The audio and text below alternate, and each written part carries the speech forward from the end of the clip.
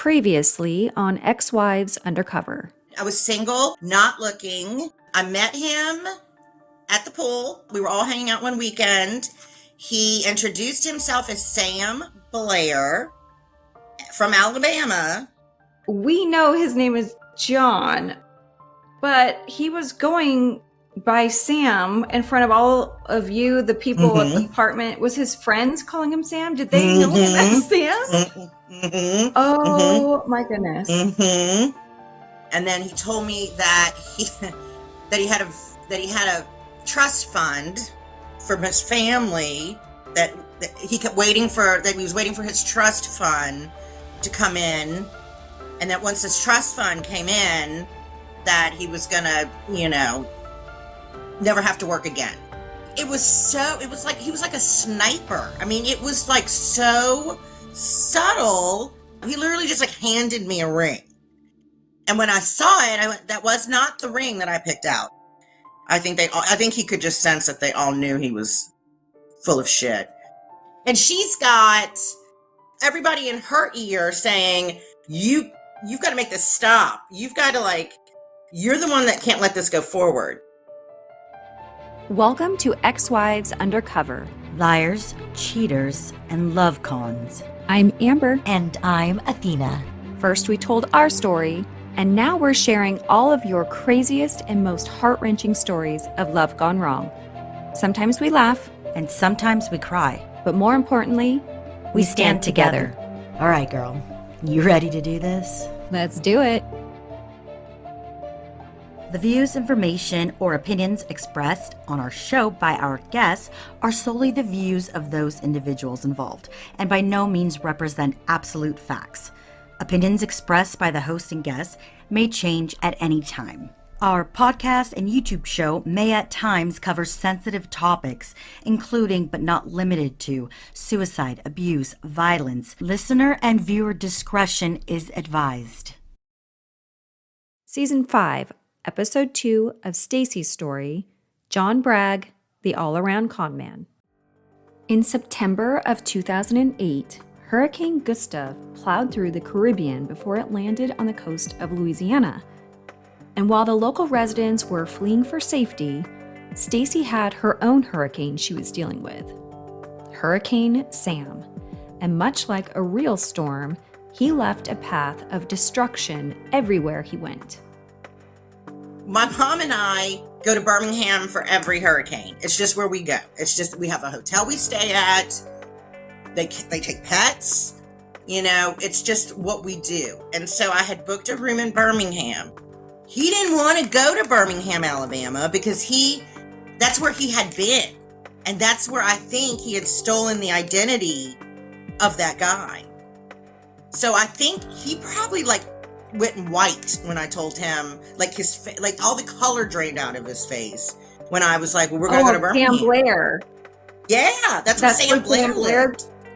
Oh, damn. Okay. There's a real Sam Blair that lives there. Oh, so he was he was never going to allow that to happen. He was going to have to maneuver that, and he did. I don't know what he was going to do, but lucky for him, we were sitting in so much traffic going to Birmingham that we all agreed that we would go somewhere else. So we would just go to Destin, because that's where my best friend was. So he lucked out on that, but I think that was going to be his plan the whole time. He was going to try and divert us to another city. And that's what we did. He got a house for a week. My mom and him and the animals. He was pissed because my mom was there, and he couldn't weasel out of that, and she couldn't stand him. So he would do things like he would pick fights, he would leave, so I would chase him. But we were going out, he wanted to go to dinner every night, and she couldn't leave because she wasn't going to leave her dog. So he knew, the week was spent trying to just keep us separated, so that he was petrified that everyone was going to get in my head.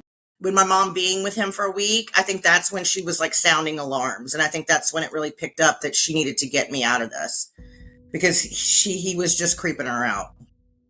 Here's Stacey's mom pointing out another strange thing that she noticed about Sam during that trip. When we came back from the hurricane, driving back, I started feeling worse. That, something really isn't right. He's on the phone with his son, and he's driving, and I'm sitting behind him. I can't hear his son saying anything. The kid was not on the phone. He was just making that up. Sam must have been feeling the heat with all the lies he was juggling, and it was around this time that he began harping on Stacey relentlessly to buy a condo in Destin, the same city where they evacuated during the storm. He definitely was trying to get out of New Orleans and fast. He kept putting in my head that he wanted to just get a condo there and stay there. I mean, I think this is when he starts getting a little desperate because he realizes like time's running out because people are figuring him out. When I was like, no, this is not an option. We are not moving here. I'm not staying here. I'm going home.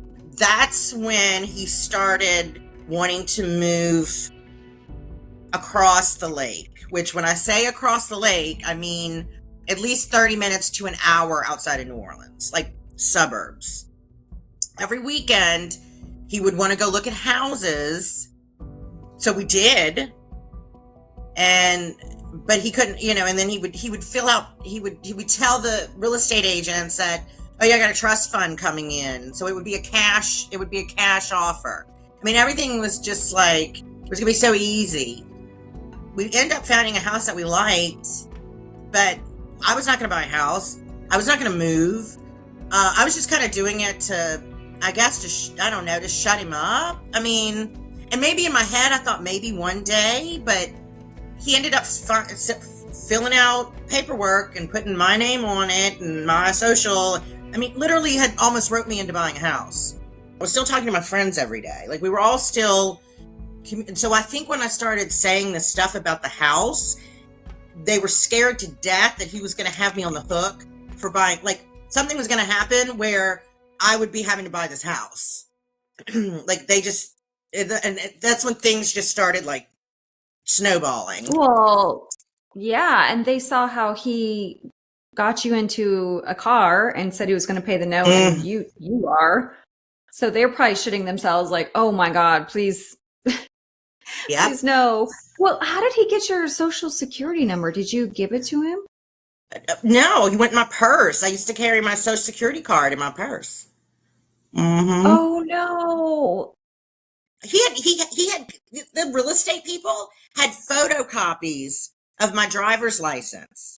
Like, he went into my purse, took this stuff out, and photocopied it for them. He was all in my stuff. He had my debit card number, my credit card numbers, everything. That shady mofo. He probably thought, girl, she's a lawyer. She's got money. He totally was thinking that. And no, I didn't. Okay, so we're going to connect the dots for you here, so pay close attention. Remember Chrissy from episode 1? The woman Sam met online right before Stacey, who he was carrying on a long-distance relationship with from Arizona. He had flown her into New Orleans and told Stacey that he had a late-night work job that he had to do, and they were also making plans to move in together and get married. Well, now it's September in our timeline, and the following month, in October, was when Sam promised Chrissy that they'd move in together. So while Sam was trying to buy a condo with Stacey in Destin, he was also planning on moving in with Chrissy as well. Chrissy had even gone so far as to quit her job to be with him. And here's where it gets really nuts, and we see this con man in action. You see, Chrissy already had a condo in Destin, but Sam told her he found a different one for the two of them and asked for her to write a check for the down payment. He also told Chrissy that he owned a home in Alabama that was for sale, so you can imagine that he might have promised to pay her back once it was sold. And here's the kicker. He also managed to get Chrissy to send money multiple times, and the check was written out to John Bragg, his real name. And she had zero idea that Sam was John Bragg. Now, at this point, Stacey's family and friends are hot on his trail, trying desperately to put the pieces together before it was too late. And by too late, we mean married to this bozo. All this is going down, and you're wedding planning, and your best friend, Katie, is shitting herself because she's the maid of honor, right? And she's got everybody in her ear saying, you've got to make this stop. You've got to you're the one that can't let this go forward. You know, because at that time, she is the one that had the most access to me, because for some reason, she didn't bother him. Like, he didn't mind if I was with her. So she literally is the only one who had access and had my ear. And, we had gone and looked at venues, and we had picked a place, and we had signed a contract. We didn't have to put a down payment down yet. Thank God I didn't. But we'd signed a contract, and I had set up a wedding website with his fake name. And I had gone and ordered my save the dates from a very nice place in New Orleans. These were not cheap, with his fake name. And I had picked out bridesmaids, and I had my friends. And then I decided I was going to choose his two sisters, because that's what you do. Even though I had no proof that they existed, other than he would talk to them on the phone. And he wasn't really talking to them on the phone. I don't know how he pulled all that off, because he would literally be in the living room with me, pretending to have a conversation with his sister. And there was no one on the other line. So the thing was, Katie was planning she wanted to have all the bridesmaids' contact info, since she was the maid of honor, and she was going to be coordinating things. And she had everybody's emails and phone numbers except for his two sisters. And so she took this as to kind of put pressure. I think she kept putting pressure, I need to get it. I need to get the info. We need to talk about this. We need to talk about that. And so I kept trying to get it from him, and he kept pushing me off. And I think she was like, I don't know why he just won't give you his sister's info. I mean, she goes, I have all of my sister's info. She was trying to kind of trying to wake up. Something's not right. And then my mom at the same time was like, well, I need to meet his mother. What's his mother's phone number? I at least want to talk to her. And that wasn't going to happen. And so this is when it was my family and my friends are panicking, and he's panicking, because it's all kind of, it's kind of crumbling. And I think, and that's when my aunt called me and literally was like, you need to slow down. You need to slow all of this. And that's when it kind of got, and then, but at the same time, I'm still in La La Land. I've just ordered my save the dates. They've just come in. I'm making a guest list. I was got your binder of research, because back then, I remember my friends, they'd have these binders. They'd go to the wedding show, and they'd get their all the samples of everything, and create this binder that they'd pass on to the next girl who gets engaged. Oh my gosh. You might be wondering, why didn't Stacey just search Sam on social media? Well, he had a response for that, of course. He was like, oh, it sucks. Social media is stupid. I don't want everybody knowing, what I'm doing all the time. And he didn't even really love when I put pictures of us on social media. But I kind of remember that being a thing, but he didn't really tell me that. He just was very anti, I don't want everybody knowing my business and that kind of stuff. And I think when we were evacuated and we were there for that week and we were bored and had nothing to do, and I never pushed him to do it, but all of a sudden there was a Facebook profile. He was like, oh, I guess since we're getting married, he was like, I did it. I set up a profile last night. And I think he did it because he felt like if he didn't, because my mom was there, I think he was just trying to Yeah, the wheels they do what they have to do. Mm-hmm. Yes, in order to have you believe their story.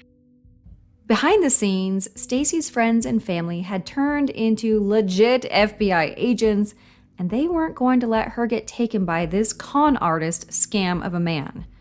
They were on a mission to find out the truth once and for all. Radars were going off, and I wasn't giving up. So I had to do everything behind her back, with her friends, with my sister. He had 2 cars, and I had a friend who was a PI, and I gave her some money to find out the license plates, who they belonged to, but they never could get around to it. I asked the sheriff deputy, who's not supposed to tell me anything in the world, and he finally told me what was going on with that car and that guy. He says there's a arrest warrant, and another car was stolen, and that's when I got in touch with Stacey, my sister, and Stacey's friends. That's when we got together and decided we're going to go over there and call the police first, have the police meet us there. This guy's dangerous. Everything was a lie, but I knew it. That's why we had to act fast. All her friends were on board. My sister was on board. Everybody was on board. We're going to do it a certain time. And he was coming out to get the pizza. And there we were. It was something. I wish we had a video of it. And when he came out, you can see him coming out by the pool, and all of a sudden he looks up and he sees the police, and he tries to go back in, and the police says, "Come on, buddy, run out." He knew he was done then. And the poor pizza man, oh my God. He didn't know what the heck. He didn't know if it was a fake TV show with the police out there. I was in a twilight zone. Here's Stacey recounting from her perspective how it all went down and the events leading up to the women taking him down and exposing him for who he really was. I'm just not a person who gets sick, and I was sick a lot, and in and out of the hospital like 3 times in a month. And so I think he knew my family was on his tail, that my friends were on his, like, it was getting intense for him. So I think he was desperate. And I really think, because he would cook, he'd wait on me hand and foot. And so I happened to I'd gone to the hospital like the night before, and I was homesick from work the next day. They could never figure out what was wrong with me. I think the story with the pizza gets confusing. So he walked outside to get the pizza. That's all. The next thing I knew, there was a knock on my door, and I thought he had forgotten his key or something. So I opened the door, and there's my aunt and my friends and my mom. And it was like, when I opened the door and I saw my aunt's face, I knew, like, I instantly knew something was, it was like an intervention. Like, they were there to intervene. But I also knew, like, it was pretty bad. And so they came in, and literally they knew they'd have to have all of their proof. So they sat me down and gave me the warrant for his arrest, the stuff on the bigamy. They said his name isn't even Sam Blair, it's John Bragg. They had printed out, they used to have that website, don'tdatehim.com, don'tdatehimgirl.com. That's Susan had put him on that. So they found it and they gave it to me. I think I said, well, where is he now? And that's when they said that the cops were outside and he was sitting in a cop car, that he had been arrested. They wouldn't let me outside to see him. It was sort of like a shock thing. Like, I don't even think I was sad. I think I was I knew in the back of my head something was off, and this just was like a relief. Like, okay, this is it, And so I eventually did end up walking outside of my complex, and he was sitting in the cop car. He was screaming my name. And my friend Jason, my friend's husband, was like, "Shut up, MFer. You mess with the wrong people this time." I mean, they were just giving him hell. Here's Anna again from Catch the Catfish and Lovesaid.org with her thoughts on what to do if your friend is being conned by a fraudster.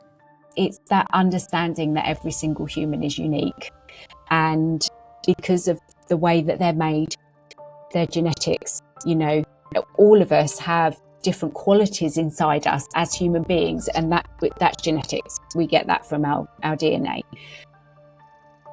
Our education our culture, and our past experiences all make up a unique individual.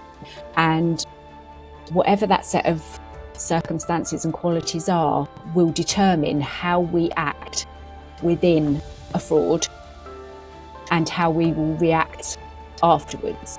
So not everybody will respond the same way. If that worked for them, they were very, very lucky.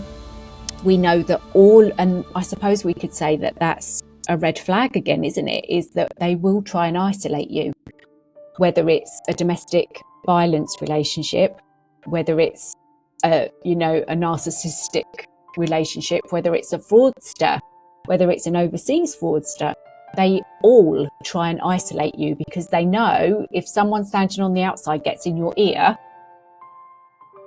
they're going to see what you can't, because you are put in this bubble. Absolutely you are. And the more people tend to push, they will be isolated more, because those people that are manipulating you want for you to believe that they're the bad people. They just don't want you to be happy. They wouldn't understand us. That's why we don't need anyone else. It's just you and me against the world. That's what they create, isn't it? So I think if you've got to know the person, if you know them really well, then yeah, collect all the evidence. And I have to say, for me as a person, I would find it really hard not to do exactly what they did and collect all of the evidence and just go, look, believe me. With the online victims, we say the best way for someone to recognise what is going on is to lead them to look for it themselves. I would say never turn around and say, well, you're being stupid. It's really obvious that this person is a fraud, because that makes you the enemy. That's exactly what they want. But if you stay supportive and just say, I'm feeling really anxious about what I'm seeing. I saw this and I recognised some of the things that are going on with you in this. Would you just take a look at it for me to see if you recognise anything that's happening too? So get them to go through and start looking. And I don't know about you, but it was when I started reading and I recognised all of those things that he was doing, because even though all of our abusers are completely different individuals, I can guarantee that we can go through things that they said and it was exactly the same, because they just have that natural script, don't they? And even if they don't start straight away recognise it, we call it planting the seed. If you've made the suggestion and then as things occur, again, because they will all follow that pattern, when something else happens, it will just go through that filing cabinet. Oh my God, I remember reading about that, and it's watering the seed. You can imagine how devastating it was for Stacey to find out that the man she was going to marry didn't exist. It was all a scam. And did you catch that part when she said he was already married and threw out the word bigamy? Oh yes, there's that, but we'll get to it in a minute. In the meantime, it wasn't long before she went to work unraveling the grift and processing everything that had happened to her. I found the phones that he used with other women. That's how I found out there were other women. When did it hit you as far as being sad? Because I'm sure the shock was just, oh my God. And then once it sinks in, did you have a moment of just devastation? And like, yeah, because you know what's so weird is I've been through breakups, and it was like we were together 24/7, and that was on purpose from him. But it was bizarre to be by myself for like, it was like my arm was missing, and so yeah, I mean, that was the first night, like, nobody wanted me to stay in my apartment by myself. It was like he died, and so once that shock wears off, and with the situation like this, like, I was sad, but then it was like there was so much to do. There was so much to make sure he didn't put my name on things that I couldn't get out of. There was so much work to do that I don't think I was actually like grieving it for about 6 months. That was when I actually was like missing the relationship. Not even missing the relationship, but just sad that, that it had happened. And then the other women thing really like, and it was none of their faults. They didn't know about me. I didn't know about them, but I'm thinking like, how did he do it? He was with me all the time. Like he was good. Everybody had a different cell phone. He was intercepting mail. It was like a full-time job for him.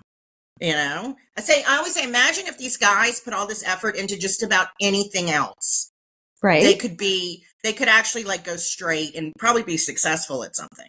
Were you on the hook for anything financially or anything that you were just like, oh my God.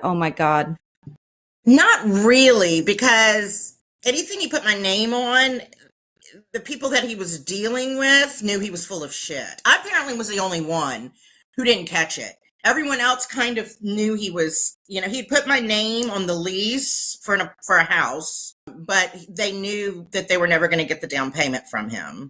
He did. I think we found like he'd signed my name to some checks, but we were able to sort of I think he signed my name to a check for the down payment, but we were able to sort of tell them what happened. I didn't get the money back for the deposit for the wedding or for the save the dates.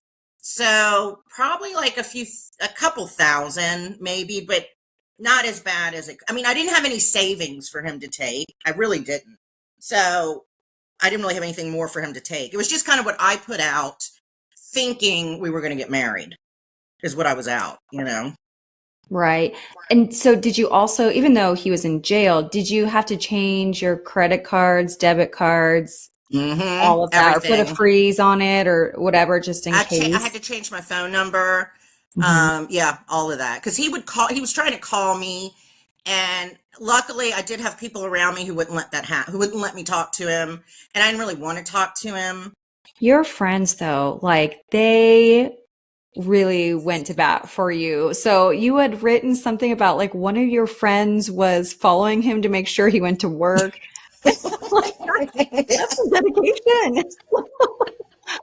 She was following him, and he was in my car, and I think this was like a couple days before the whole sting went down. I think he caught her, and I think he was if they hadn't moved when they did, I don't know, because he was getting desperate. So I don't think he was going to kill me, but he was getting, he was against a wall. So yeah, no, she was following him, and that's how they knew like where he was. He really wasn't going anywhere during the day. He was just pretending like he was going to work. So that's part of what they showed you. Like, I've been following him, and they really, and it's true. Like sometimes you really do have to connect the dots for someone, and they still might choose to stay because they're in love. But yeah, the evidence and the proof. But what about when he did go to jail and your friends went there or something? They went to make sure that he would never contact me again. And he came out in the orange jumpsuit, and my friend Diane was like, nice jumpsuit. They just went to kind of troll him, and then like they hated this guy. I love it. And the thing is, he's one of those, they always think they're smarter than everyone else. Mm-hmm. And so they just wanted to let him know that don't come back here. Don't contact her. We'll have your ass back in jail. I don't think I had to get a restraining order because he was in jail, and he got extradited to Indiana. So I didn't have to deal with all of that, thank God. But yeah, no, they went to warn him, like, don't come around here. And really, he did. Besides the letters he sent me from prison, like that didn't, I guess because I wouldn't write him back. He either found someone else or he let it go. So he really didn't contact me after that. Like Stacey mentioned, John wasn't going down without a fight and desperately wanted her to believe his lies. And when she didn't answer his calls nor respond to his letters, he sent in his mom to do his dirty work. Here's a portion of her email to Stacey. My name is Debbie, and I am John's mom. I have had no clue where he has been until this week's recent events. I love my son very much, as any mom would. I am a Christian and would never email you in any way to hurt you. Believe me when I tell you my nerves are also shot just as yours probably are. John said to tell you, I am so sorry putting you through this after all we have been through and the things we've done. You know the love was real, even though everything else may not have been. I didn't mean to ever hurt you, and don't go through life thinking you are never truly loved, because you still are. Regardless of what may happen or what people may say, only you and I know what we have had, and it was real. I know deep down you and I will always know what we had, and it was the best time in my life. I'm sorry things have happened, but remember that I will love you forever. She goes on to say, John told me a little about you and him, and I know that you can believe his message. I pray daily that God will deal with John's heart and save him so that he can get his life straightened out. I don't even know you, but I will also be praying for you. Debbie. I wasn't answering the phone, and you get your one phone call in jail. So I guess he called her and told her to send me an email. His mother and his sister were calling my work. And thank God somebody that I was friends with at work answered the phone, so I didn't really have to explain it. But like, go away, So they're just as creepy as he is. But he eventually convinced her to send me an email, and it was all about God and his father, and it was just bullshit. And the whole theme of it seemed to be, even though he wasn't real, his feelings were real. It's like, do you know how fucked up that sounds? They hadn't known where he was. They had no idea until he got arrested where he even was. But he Crazy. acted like he had a good relationship with his family when he was with you. Mm-hmm. Yeah, well, like my mom said, he'd be on the phone, but there'd be no one on the other end of the phone. So he was really good at trying to pretend like he had this, this close, and no, they didn't know where he was half the time. With Sam, John, or whatever you want to call him in jail, let's go over all the players in this storyline so it all makes sense to you. There's our main character of the story, Stacey, who met John as Sam Blair in Louisiana in the summer of 2008 and was engaged shortly thereafter. 3 months before Stacey met him, he was still going by the name Sam Blair and met Chrissy, who lived in Arizona and was carrying on a long-distance relationship with her and was making plans to move in together and get married as well. And now we are learning of a new woman named Susan who posted John on a website called Don't Date Him Girl, and she had married him in Indiana just 6 months before Stacey met him. And lastly, we also know that he has another wife, Beverly, in Indiana as well, whom he had a son with. John pled guilty to bigamy and fraud and was sentenced to 3 years in prison as part of a plea deal. This was a huge case since there had never been such a high-profile bigamy case in the county before, and naturally, the press jumped on the opportunity to write up a story in the Greenfield Reporter. While Stacey declined the offer, her family were eager to spill the beans. I was pissed because when you're 20, in your 20s, you're so much more you're so much more worried about what everyone's going to think. Mm-hmm. Like, I didn't even talk until I contacted you all. When I've heard your podcast, I didn't even really talk about it with people unless people were around and knew. Like, I never tell new people, like, oh, by the way.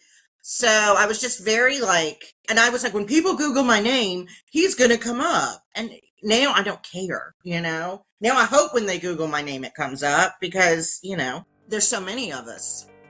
On June 6th, 2009, almost 1 year after Stacey met John, the article in the Greenfield Reporter ran, featuring on the cover his newest wife, Susan.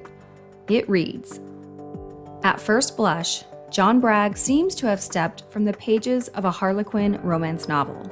He's handsome and thoughtful with just a touch of Southern charm.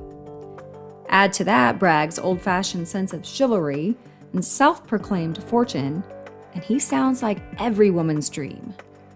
But police say the picture Bragg paints for the women he romances could not be further from the truth. His charisma is a ploy, his success an utter farce. Yet for years, the 31-year-old Indiana man made his way across the country convincing his lovers otherwise until one Hancock County woman took a stand to stop him. Here's a clip from our interview with Susan, the woman John married right before meeting Stacey. I didn't online date. He was my first real attempt since my divorce. I'd been by myself for a long time because I just didn't want to bring somebody around my boys. So I was very protective of them. When things escalated so quickly with him, I guess I kind of felt guilty a little bit because I thought, oh my God, what did I expose my kids to after being so cautious for so many years? Because I've been divorced since 2003. So I've been by myself for 5 years. And then I thought I would trust again. And boy, look how that turned out. The type of girl that he looks for is somebody with money. And what better to pick on than a single mom with a tax return, because that's the time of year it was. And that's what he did. He just took my money. The article goes on to read, an instant connection from their first date. Susan Bice knew it. Bragg was the kind of man she could spend the rest of her life with. She admits she was hesitant at first. She couldn't help but feel uneasy in getting involved with a man she had met online through a web-based dating service. But after a quiet dinner and a horse-drawn carriage ride that winter evening, her reservations began to fade. Quote, I thought, why not? What am I going to lose? What followed was a whirlwind romance, a dream come true for the divorced mother of 2. And within a few weeks, Bragg proposed. How did he present himself to you? He was the owner of Hoosier Veneer in Trafalgar, Indiana. They like strip wood off of trees and make veneer out of it for furniture. So he would obviously be unavailable during the day because he was at work, and he'd only text me or call me at night, which is fine because I worked full time as well. I mean, that was his cover story, that he was a business owner. It's like he was distracting me from who he really was by keeping me busy shopping. Always shopping. He always wanted to go look at things, buy things. Where did he live? He showed me an apartment once when we were out shopping in Greenwood. Drove by this big 4-story townhouse buildings. And he said that that's where he lived. And I thought, well, that's odd that he's not taking me in there. But he told me he had somebody subleasing the apartment. And I said, oh, okay, not a big deal. Well, it come to find out there was somebody living in it. They were paying him the rent, but he was just keeping the money. So the poor guy got evicted and was just, dumbfounded because he didn't know that the money he was paying in rent wasn't going to pay the rent. So was he just spending the night at your house then? Yes. Okay. And within how many weeks of that first date? We were married 2 weeks later. Oh my gosh. Oh my gosh. Okay. So that's wow. Nuclear love bomb. That is nuclear. Well, I have no place to talk. I got engaged in 6 weeks. We didn't get married till it was bumpy road to the marriage, but engaged in 6 weeks, you don't really know somebody. So how did your family and friends react when you're like, guess what? I'm engaged. They were surprised of him, but they met him and they liked him. He was always quoting Bible verses and seemed, he turned on that Southern charm, and he, of course, promising to take care of me, take care of my boys, and said all the right things that parents want to hear. It was a love at first sight, she said. He was the one who was like, there's no reason to wait. The couple wed in a small ceremony in March, just 3 weeks after they first met. And while Bice's family members had cautioned her against rushing into the relationship, they applauded the union in a show of support. Bragg, on the other hand, had no well-wishers in the small congregation at Judy's wedding chapel. Looking back, Bice wonders whether her wedding day should have served as a red flag. Quote, the rational part of me could have looked at it and had gone, this is nuts, she said. He just kept trying to reassure me that he was the real deal. Full of promises, the newlyweds settled into marriage like any normal couple. Bragg, who said he was from West Virginia but had been living in Greenwood, moved in with Bice and easily won the affection of her 2 young sons.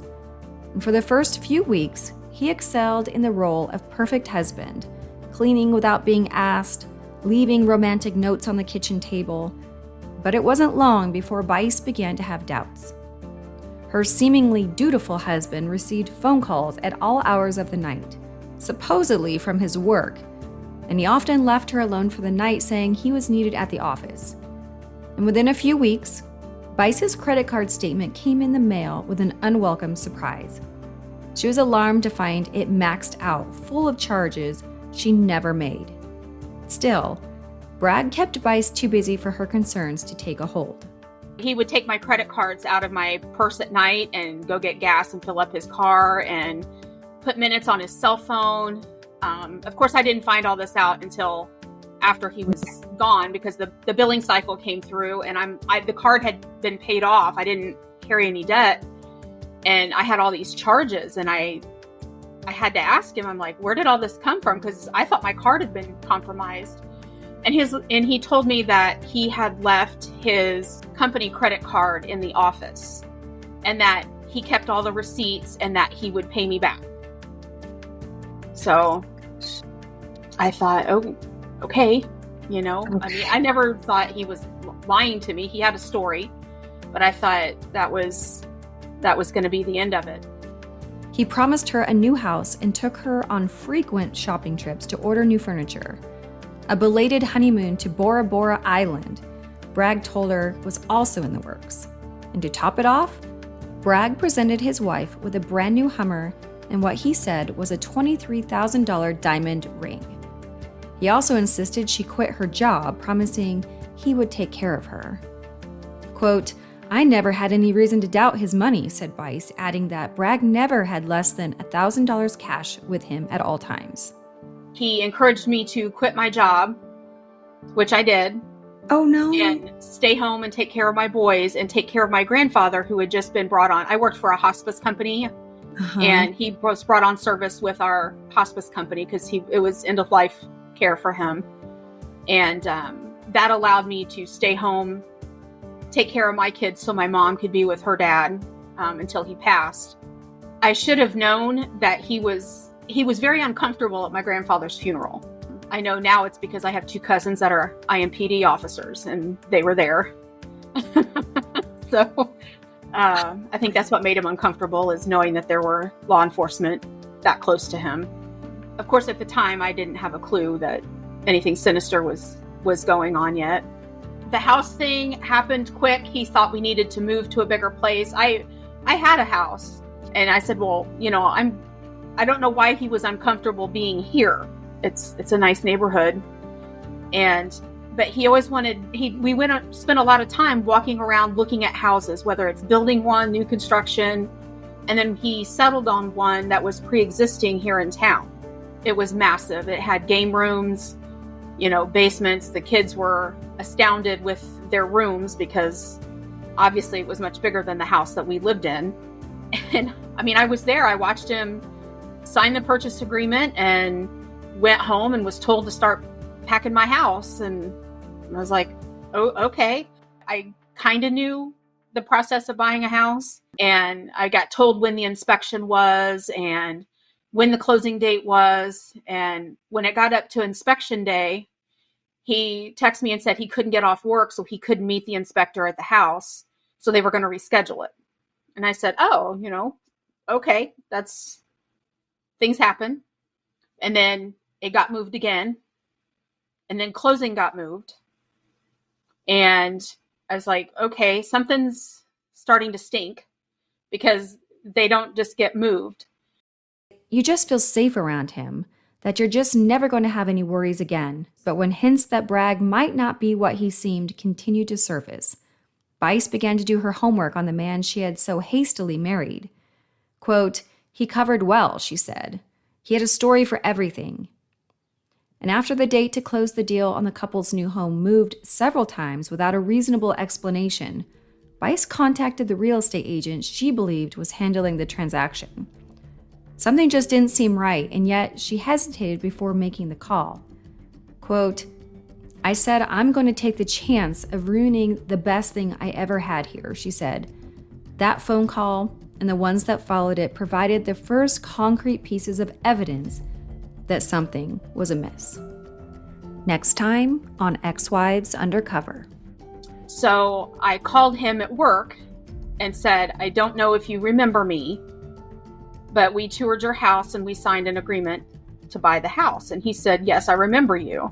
I said, "Well, what's going on? Why does closing keep getting pushed off? Is there a problem?" And he said, "Ma'am, I don't know what kind of man you're married to, but you're not buying my house." I had no words. That was the first time I realized he had stolen my checks. So I had my dad with me, and he drove me straight to the closest, at the time it was National City Bank. And we started looking at my account, and he had emptied my bank account. It was gone. All of it was gone.